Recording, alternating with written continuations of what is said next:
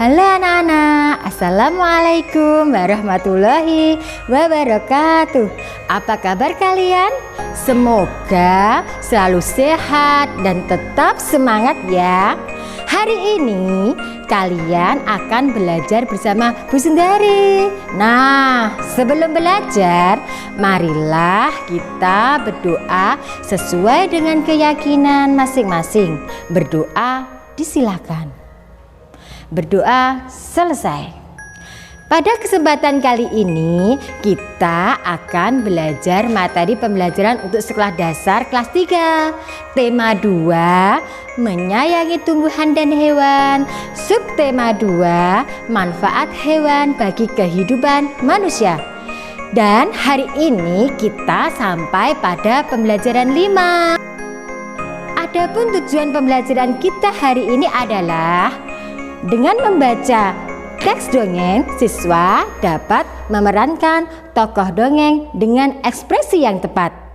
Tujuan pembelajaran yang kedua, dengan kegiatan menyusun kata, siswa dapat menjelaskan isi pesan yang terdapat dalam dongeng melalui tulisan dengan tepat. Tujuan pembelajaran yang ketiga, dengan kegiatan diskusi, siswa dapat menyebutkan arti penting bersikap baik kepada sesama manusia sebagai wujud pengalaman sila Pancasila yang dilambangkan dalam Garuda Pancasila. Tujuan pembelajaran yang keempat, dengan kegiatan review, siswa dapat menggunakan sifat pertukaran pada perkalian untuk menyelesaikan soal-soal dengan tepat. Nah anak-anak, tahukah kamu domba adalah hewan yang masih satu keluarga dengan kambing? Domba mirip kambing, namun memiliki bulu yang tebal. Bulunya biasanya dijadikan benang wol anak-anak.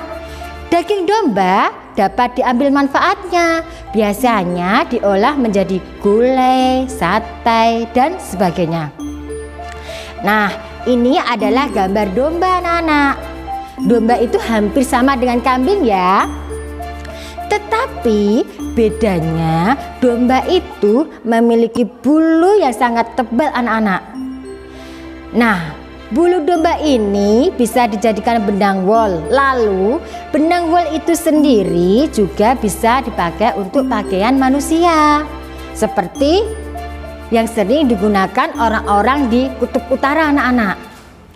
Selain dimanfaatkan untuk pakaian manusia, daging domba juga bisa dimanfaatkan diolah menjadi sate, gulai. Apakah anak-anak pernah makan sate? Tentunya sudah kan? Gimana anak-anak pasti enak kan rasanya sate. Mesti anak-anak sering sekali mengajak bunda atau ayahnya pergi beli sate ya. Sekarang kita lanjutkan lagi bermain peran dongeng anak gembala dan serigala. Mari anak-anak kita bagi perannya masing-masing seperti gambar tersebut. Satu anak jadi anak gembala, satunya lagi jadi serigala, dan 4 anak jadi dombanya. Udah, sekarang dibagi dulu. Gimana anak-anak? Sudah semua? Temannya sudah dibagikan? Tentunya akan seru banget jika diperhatikan bersama-sama teman anak-anak. Kita lihat lagi seperti gambar ini. Apakah sudah dibagi? Sudah kan tentunya? Untuk bermain peran ini tentunya sangat mengasihkan anak-anak. Kalian akan bahagia sekali kalau itu diperhatikan dengan teman-teman di sekolah. Pada pembelajaran sebelumnya kita sudah mendengar dongeng anak gembala dan serigala. Bagaimana anak-anak? Jika anak gembala ini suka berbohong dan suka menipu warga di kampungnya bahwa dombanya dimakan serigala, padahal tidak ada serigala yang memakan dombanya anak-anak. Dan suatu ketika datanglah serigala beneran anak-anak dan memakan dombanya sungguhan, dan si anak gembala meminta tolong pada warga kampungnya. Akhirnya warga kampung tidak percaya kalau ada serigala makan domba. Sehingga anak gembala menangis karena dia merasa bersalah. Sebelumnya dia berbohong kepada warga kampung tadi, sehingga akhirnya dombanya habis dimakan serigala. Maka dari itu kalian janganlah sekali-kali berbohong. Itu akan merugikan diri kalian sendiri. Mari anak-anak, kita susun kata acaknya ya. Susunlah kata-kata di bawah ini sehingga menjadi sebuah pesan moral yang terdapat pada dongeng Anak Gembala dan Serigala. Pertama, ada kata lagi. Lalu tidak. Pembohong dipercaya akan pernah mereka berkata walaupun benar. Itulah anak-anak kata acaknya. Sekarang sama Bu Sundari saya kasih bonus kata di awal ya. Gimana? Semangat? Masih tetap semangat kan? Oke. Yaitu kata bonus dari Bu Sundari adalah pembohong. Setelah itu kata apa ya?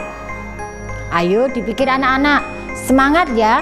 Jangan lemah, lesu, letih ya. Pokoknya harus semangat kalian agar jadi anak yang pandai. Kita susun. Ini tentunya anak-anak mestinya masih berpikir ya. Karena menyusun kata ini sangat menarik sekali anak-anak. Sudah disusun semua?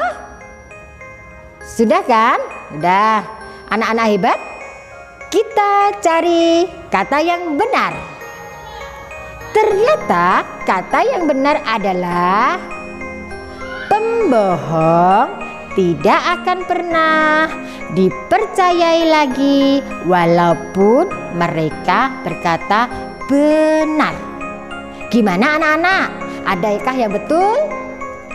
Jadi anak-anak, kalian jangan suka berbohong karena itu tidak baik, supaya kalian selalu dipercayai sama orang lain. Setelah menyusun kata tadi, mari kita berdiskusi bersama-sama. Ada sebuah bacaan, setiap hari Benny memberikan makanan kepada ayam-ayamnya. Benny juga membantu ayah membersihkan kandang ayam. Ayam-ayamnya sudah menghasilkan telur, daging, dan suara yang indah.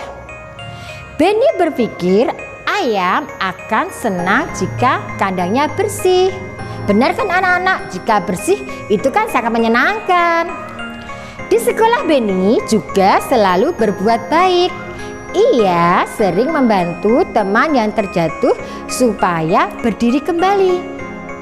Kita perlu bersikap baik kepada sesama manusia.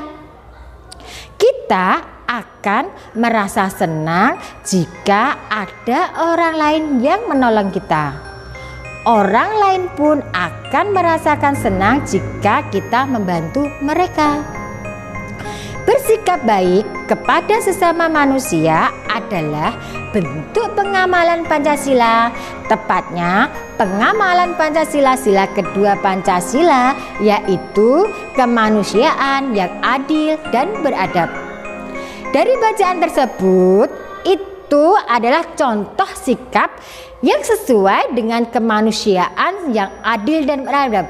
Anak-anak, sekarang kalian sudah paham kan sikap yang sesuai dengan sila kedua Pancasila? Simbol sila kedua Pancasila adalah rantai anak-anak, di mana Benny tadi bersikap baik kepada hewan dan orang lain. Maka untuk itu ayo kita semua bersikap baik terhadap makhluk hidup. Mari anak-anak, lihatlah tabel sesuai dengan buku kalian. Setelah melihat tabel tersebut, mari kita diskusikanlah dengan temanmu. Sikap baik apa saja yang telah kalian lakukan. Tulislah sikap-sikap baik yang telah dilakukan pada tempat yang tersedia. Maksudnya di sini nanti kalian bisa menulis di bukunya.